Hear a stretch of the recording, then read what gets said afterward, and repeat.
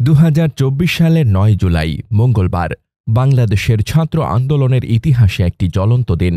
দিন যতই গড়ায় আন্দোলন ততই কঠোর হয়, আর সরকার পক্ষ ততই দমনমূলক হয়।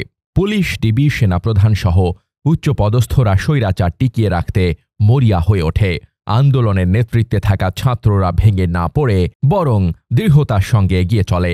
ঢাকা বিশ্ববিদ্যালয়ের ছাত্র শিবির এবং কেন্দ্রীয় ছাত্র শিবিরের সমর্থন থাকায় কর্মসূচি বাস্তবায়নে কোনো বেগ পেতে হয়নি। তৎকালীন ঢাকা বিশ্ববিদ্যালয় শিবির নেতা সিবগাতুল্লাহ সিবগা তার বয়ানে বলেন, মিছিল, মিটিং সহ বিভিন্ন কর্মকাণ্ডে অংশ নিয়েছি। সে সময় আন্দোলনের নেতৃত্বে থাকা ব্যক্তিদের সঙ্গে আমাদের যোগাযোগ ছিল।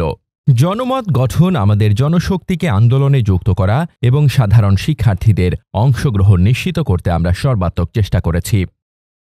আন্দোলনের কর্মসূচি এগিয়ে নিয়ে যায় একদল তরুণ সমন্বয়ক, নাহিদ ইসলাম, সার্জিস আলম, আসিফ মাহমুদ, সিয়াম, হাসনাত আবদুল্লাহ, আরিফ সোহেল প্রমুখ। শিক্ষার্থী নিজেদের নেতৃত্বে একযোগে দেশ জুড়ে ছড়িয়ে দেন এই আন্দোলন। আগের দিন 8 তারিখ বৈষম্য বিরোধী আন্দোলনের সমন্বয়ক নাহিদ ইসলাম ঘোষণা করেন, 9 জুলাই মঙ্গলবার ব্লকেট কর্মসূচি থাকবে না। ছাত্র ধর্মঘট এবং ক্লাস পরীক্ষা বর্জন কর্মসূচি পালন করা হবে। আমরা সারা দেশে সর্বাত্মক অবরোধ কর্মসূচির পরিকল্পনা করছি।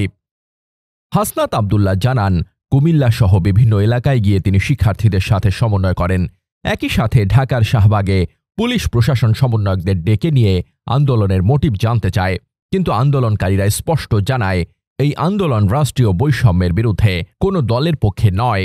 এদিন হাইকোর্টের রায় স্থগিত চেয়ে আবেদন করা হয় এবং 4 ঘণ্টার মাথায় অবরোধ তুলে নেওয়া হয়, কিন্তু পরদিন আবার সকাল সন্ধ্যা বাংলা ব্লকেট ঘোষণা করা হয়।